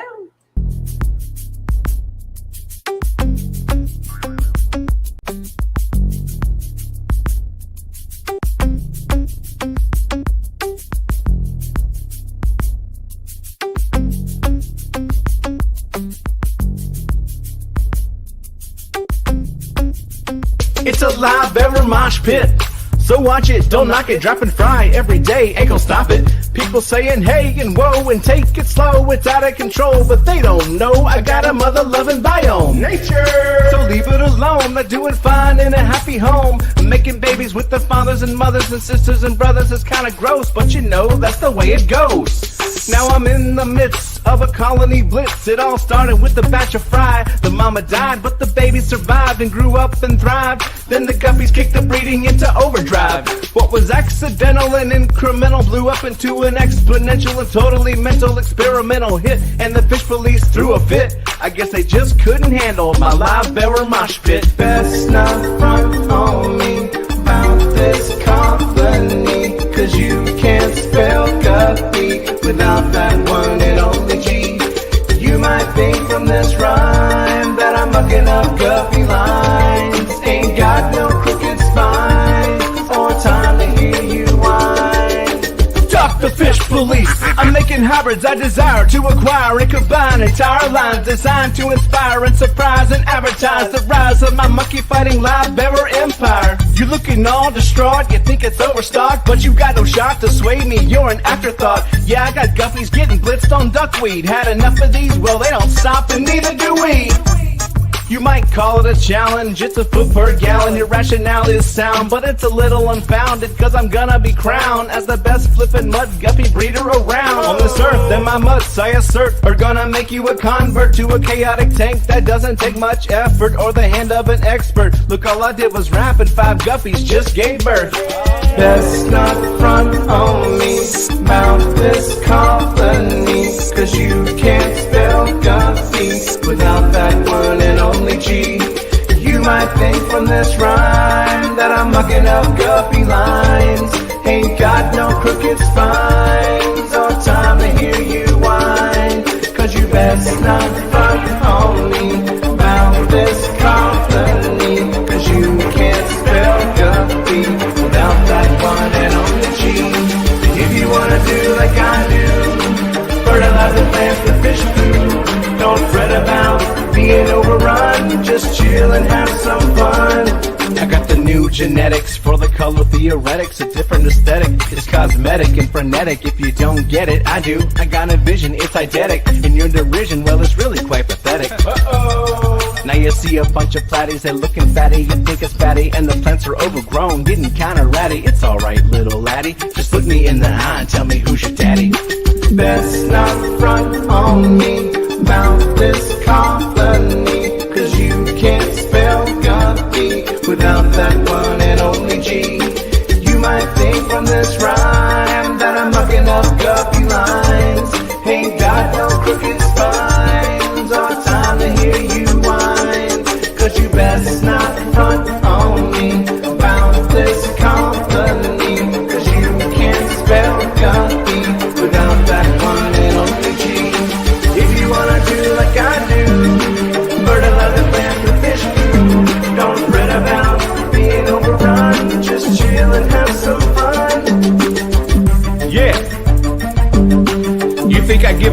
knowledge about some algae.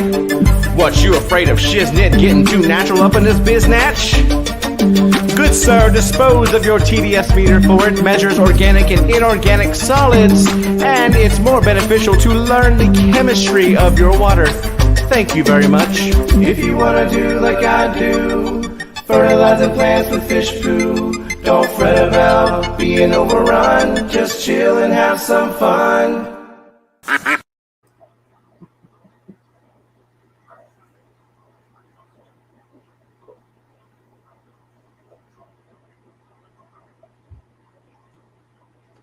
Whack, whack.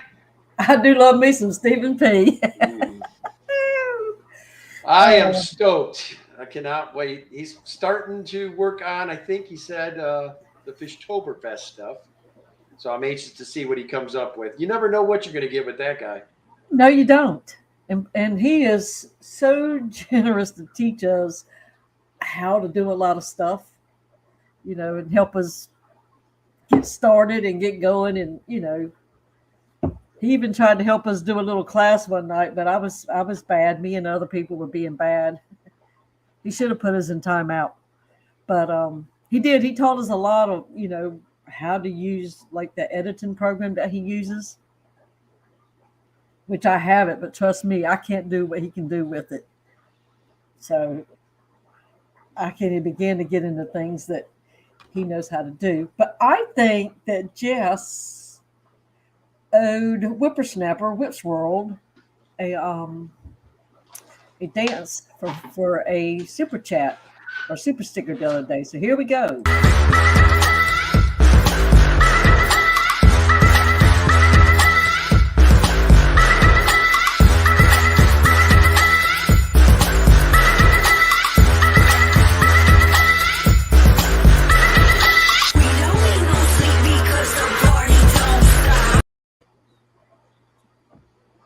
I didn't dance this time.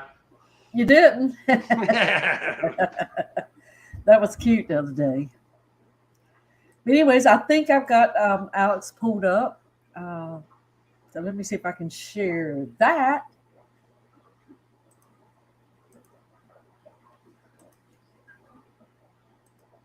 Your little snail plushie. Where do I have it at?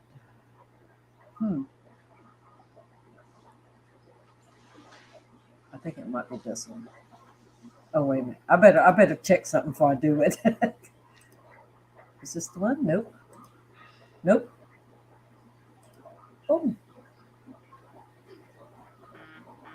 Okay. We'll try it that way. I think I found it.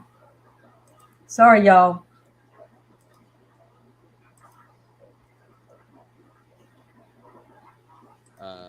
Journal. So I've linked that article down below, and you can Google it. But thank you guys so much for watching. I know this is a long one to start off.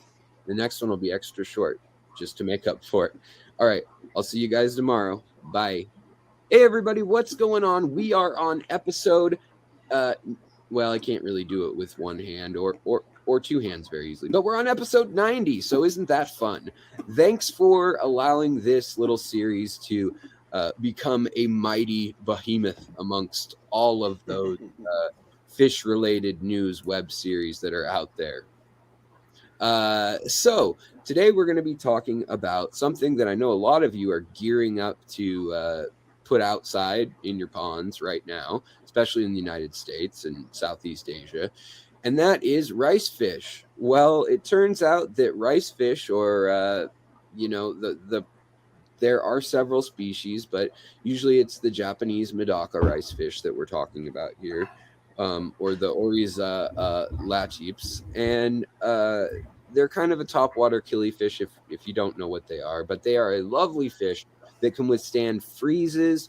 They can withstand almost up to 100 degrees Fahrenheit. They can withstand low oxygen, high oxygen, low flow, high flow. And they have babies, they lay eggs by holding a clutch underneath their belly with their paired fins, and then they deposit them on eggs, and a week to 3 weeks later, depending on the temperature, there are babies from those eggs, and they're actually a really great fish for not eating a ton of their babies, generally speaking, most strains.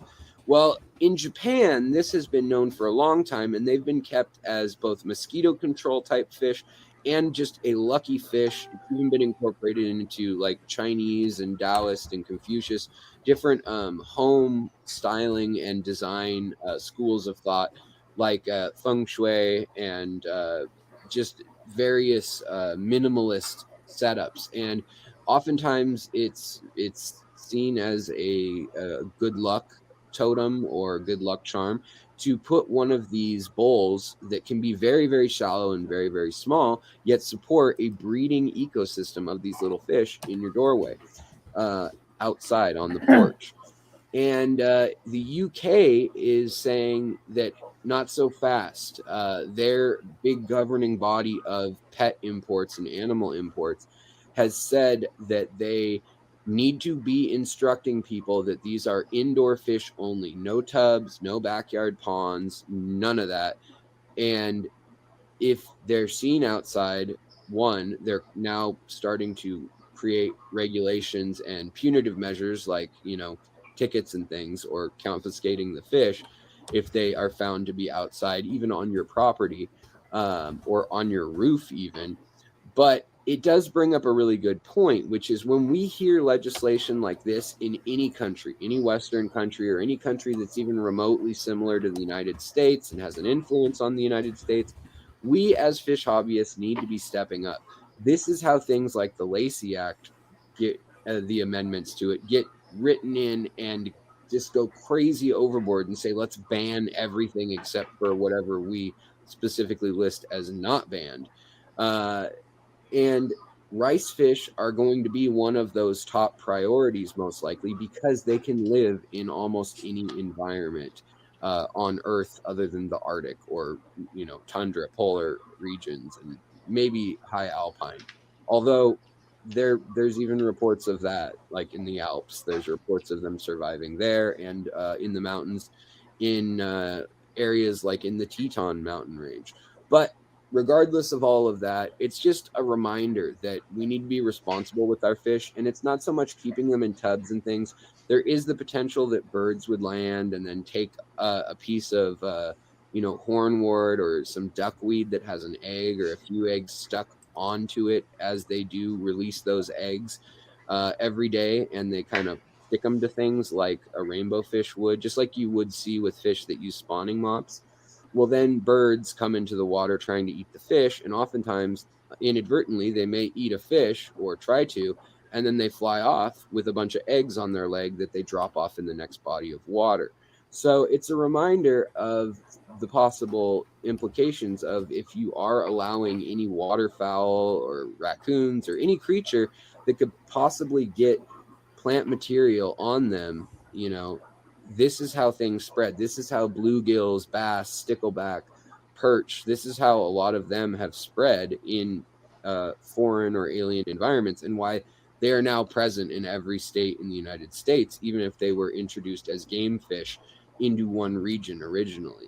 So I just wanted to put that out there as a reminder to, if we are doing these things, let's think about it for one, and think about how you publicize it. It's something that I've never done in the past, and maybe it's something that I should more low key, show myself building a setup indoors, something like that, because I could easily see this being adopted in the United States, regardless of what happens with the Lacey Amendment changes, but definitely in Canada as well, where meteor minnows are not allowed in many places, or white cloud minnows are not allowed in many places, and same with a lot of European countries. So keep your eye out, and let's just be sensible, guys. Just a bit of a warning and a little bit of news out of the UK that everyone got a big warning. All of the importers and transshippers were told, like, this needs to be said to everybody you sell it to, that these are indoor fish only, because they just spread too easily. And it's something to think about for our own ecology here in the United States. Granted, we already have those bass and perch and other fish pretty much in every body of water that these fish would make it in. So it's not quite as likely that they would survive, according to a few ecologists who weighed in on the topic in the comments. But I just thought I'd bring that up. So that's the news out of the UK. Banning more things, I suppose. All right, guys, I'll talk to you next time. Bye. Hey. Caught him with his eyeballs like this. Hey! Oh, wow. Who would have thought that? Well, I'm wondering if it would be a food supply for these bigger fish. Yeah, sometimes the smaller fish cause the most havoc because they can actually get up in the shallows where all the egg layers are laying and just devour all the fry for the species that are supposed to be there. Well, I guess you know what has to happen now, right? Thank you, Yes. Al.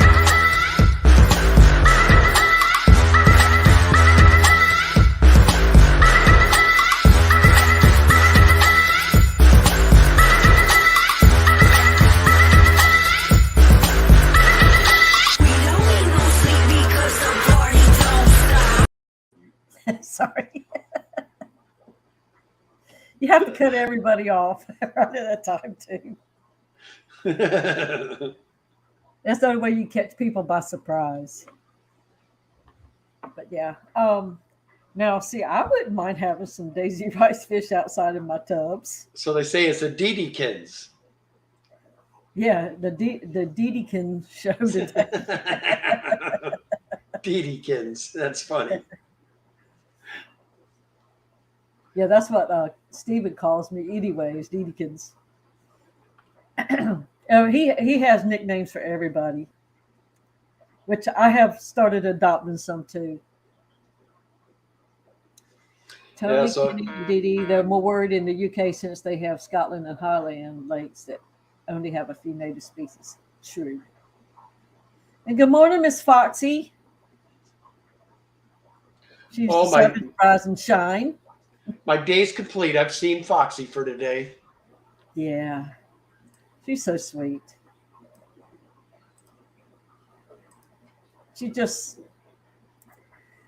Some people's just good people, you know what I mean? Well, the nice thing, when I get back to my normal routine, I usually go back home yearly. So I'll be able to see her once a year now. Oh.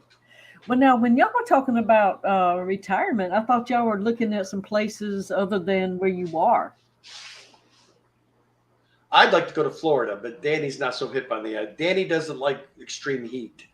I don't think I'd want to go to Florida either. Hold on for a second. We must be having trouble with our internet. What's going on? I need the password.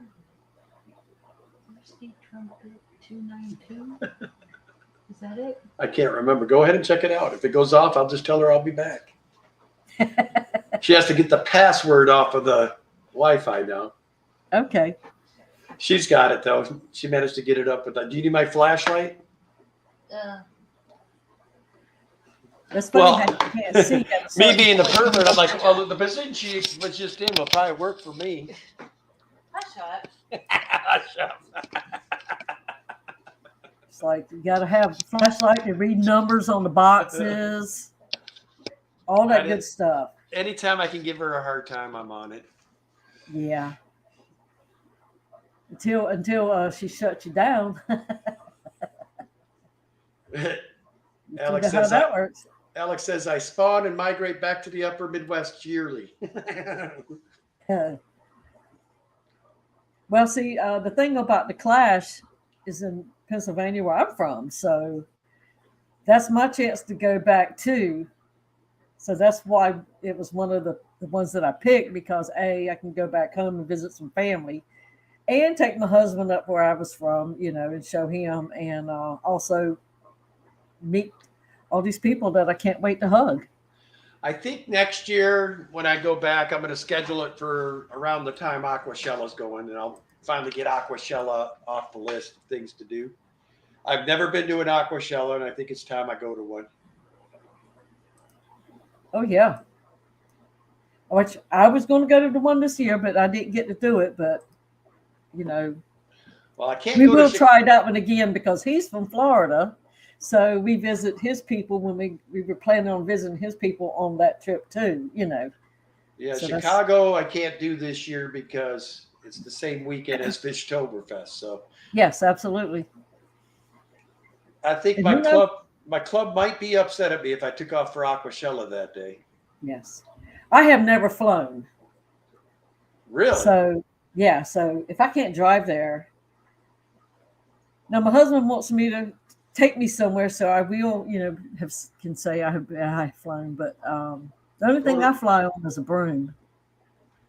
I tell you, if you go out to go to a cool place that you have to fly to, Aruba is beautiful. But you have to fly over water to get to that, right? Oh yeah. I don't think that I don't know that I could handle them both at the same time. it's one or the other, you know. What he needs to do. I have gone deep sea fishing, and it's a scary sight when you turn around and look, and you can't tell which way. What if the captain dies? Which way do we go back? You got a GPS, man. Well, you got to know how to work that stuff. What if he was to die? I'm sure somebody else on the boat knows how, but it's like, what if you had a heart attack? How do you know which way to go? You can't do that and hold your finger in the wind. So, but it's very unnerving when you look around and you can't see any outline of anything anywhere, because you know where I'm from, it's flat anyways. So we're only like 2 inches above sea level at the highest point in this area.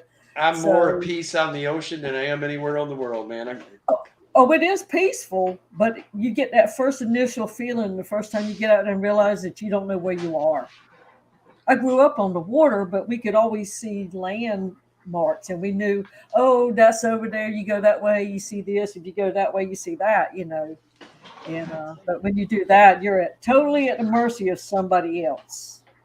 You know, they got to bring you back. But I also have to play for y'all the coffee cup sponsors, and we also have Jay Oliver as a coffee cup sponsor, but they don't have his logo thing worked out yet, so we'll get that as soon as we can and add that.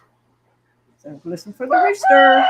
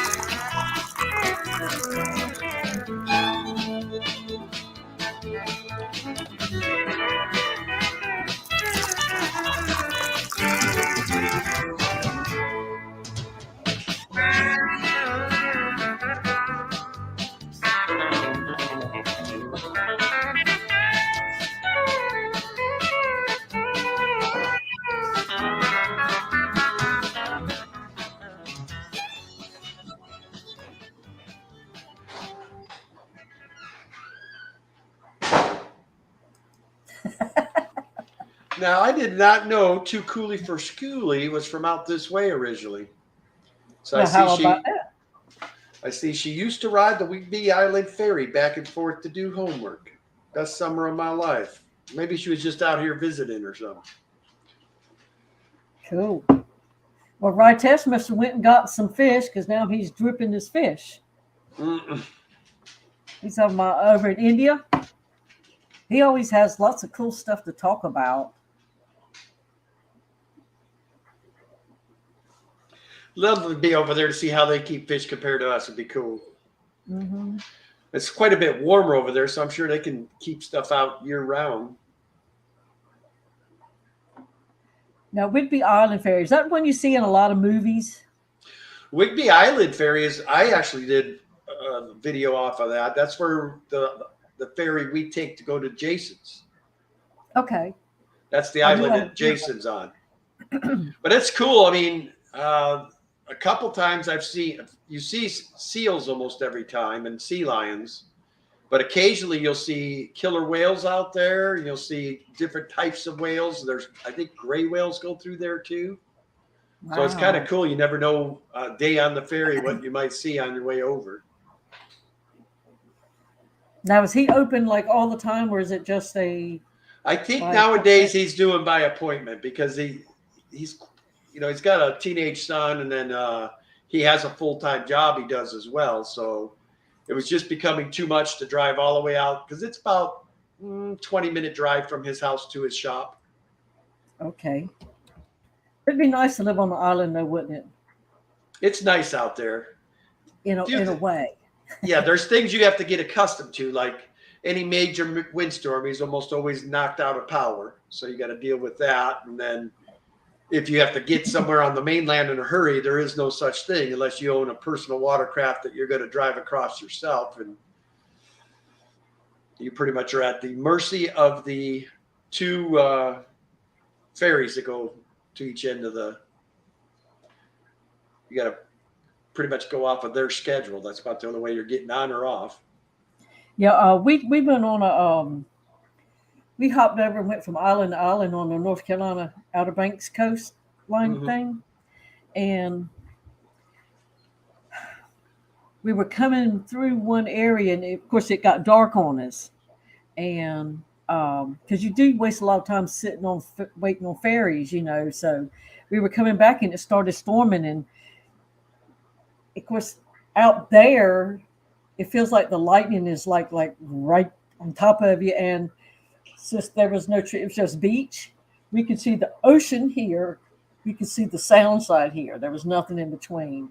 Wow. And it was not very wide at the spot. And when the lightning would hit, we could see I could be like, oh my God, water, water, water.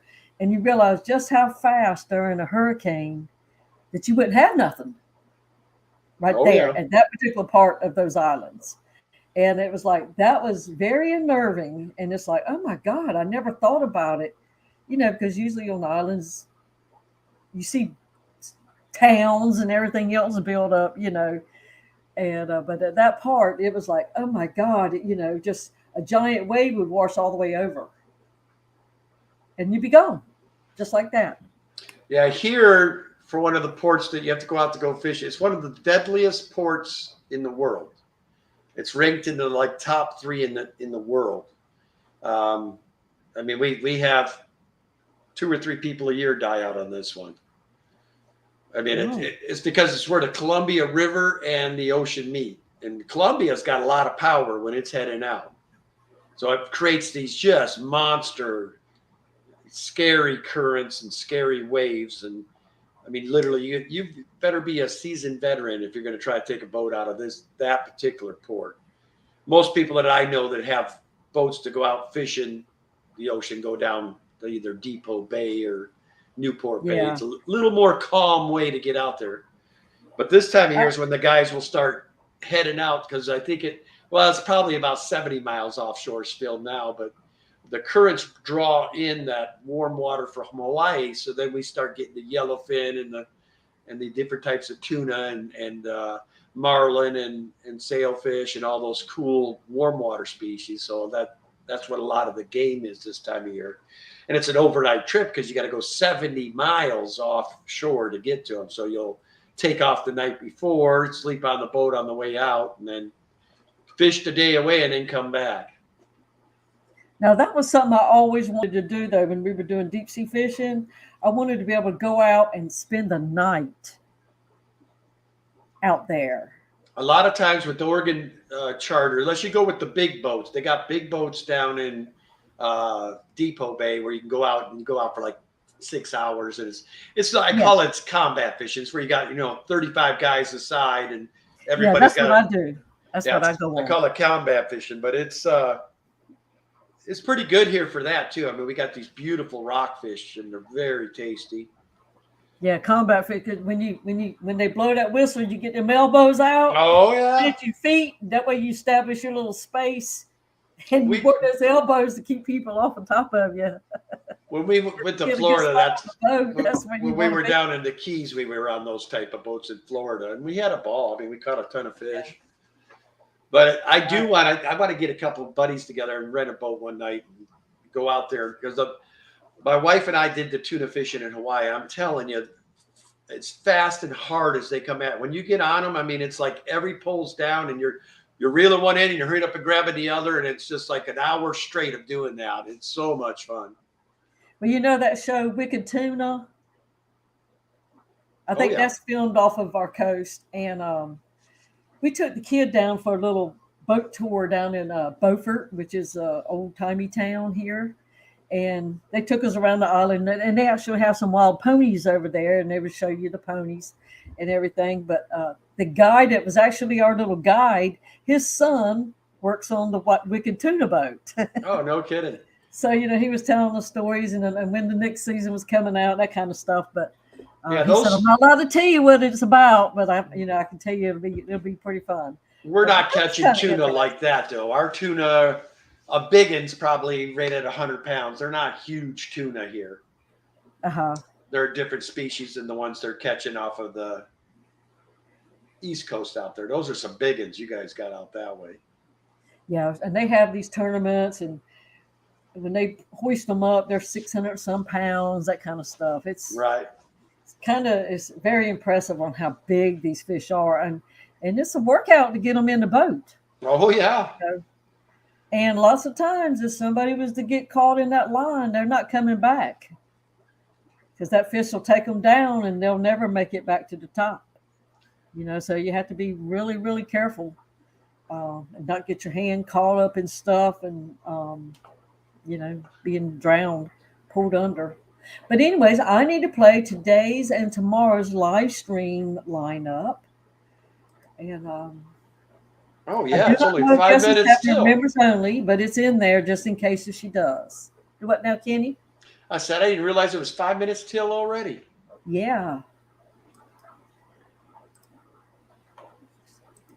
Jessica will be proud I didn't break down and cry.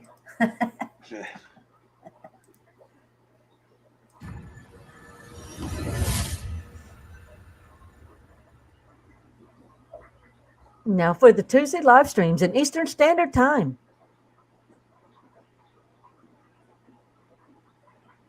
Stay tuned. We start off the morning with the Aquatic Morning Show on Mainsails, Fur and Fins. That's Jess and the crew. 12:15 is Afternoon Chat Delight with Rico Stan.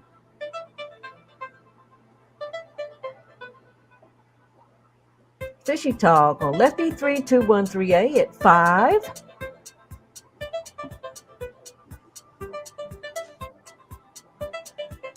Pegasus Arena, also at 5.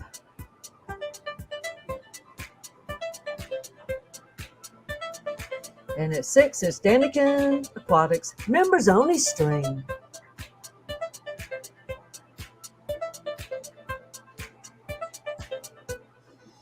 And it's the Focus On stream on Rico Stan's channel at 6:30.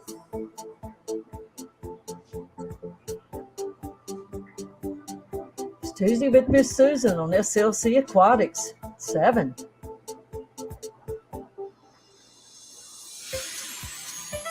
At 7:30 is Bwizzle Aquatics and Hippie John the Fisherman.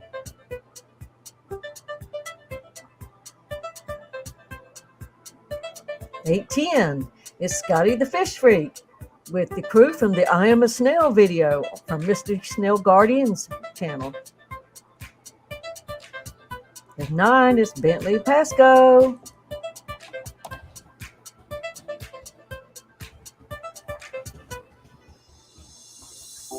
At 9 is also Catfish Terry. Yeehaw!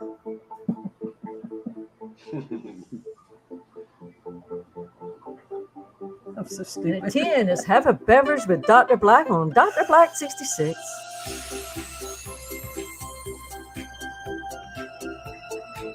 At 11:30 is Misfit Reptiles and Aquatics with Brennan. And that concludes the Tuesday night lineup. Now for your Wednesday live streams in Eastern Standard Time.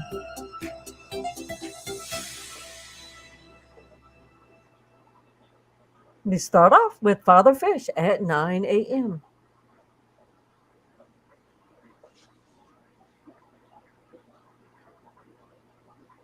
It's Joe's Shrimp Shack at 11.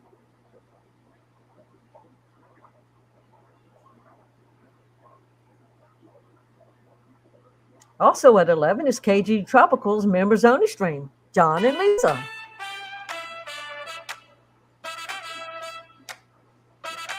At 12:05 is the Aquatic Morning Show members only stream on Main's Tails, Fur, and Fins. At 1 o'clock, it's Bird Garden with Rack.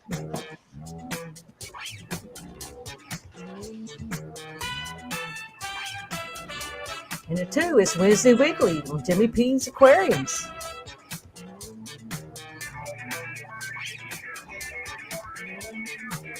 At 4, it's Kicked Off the Island with Skipper and the Professor. That's Skipper and Dr. Anthony on Skipper's. At 5, it's Brienne's Fish Fam.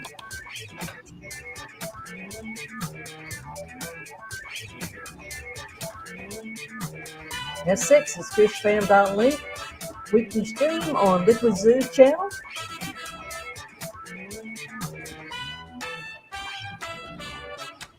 And at 6, it's also Wednesday with Bob and Pam on Kayla's Aquatics. At 7, it's In the Hot Seat on Rob 93.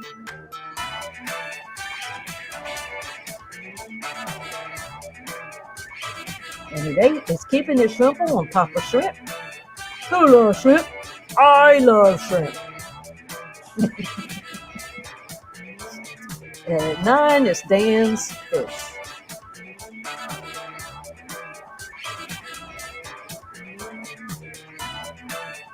Also at 9 is Primetime Aquatics with Jason and Joanna.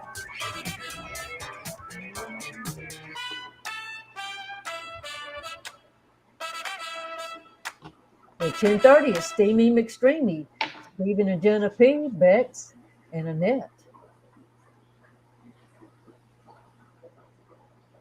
At 11 is Punchy Paints with Pam and Bob. And that's it for Wednesdays. And Liquid Zoo, thanks for making this information easy to find at fishfam.link and Lefty32138. Thanks for your live stream calendar on your site as well.